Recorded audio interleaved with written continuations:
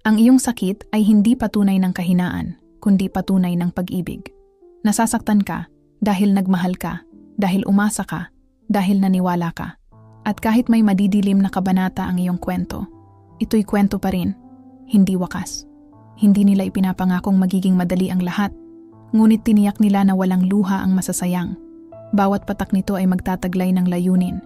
At darating ang araw na lilingunin mo ang lahat, hindi upang maramdaman muli ang sakit, kundi upang parangalan ang lakas na natuklasan mo sa gitna nito. Ang pagtawag sa presensya ng mga anghel ay hindi nangangailangan ng maririkit na ritual o perpektong salita. Hindi sila dumarating sa tunog ng komplikadong panalangin, kundi sa katapatan ng puso.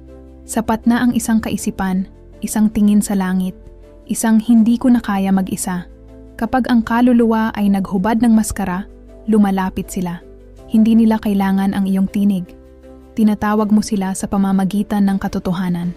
Hindi mahalaga kung paano mo sila tinawag, kundi mula saan.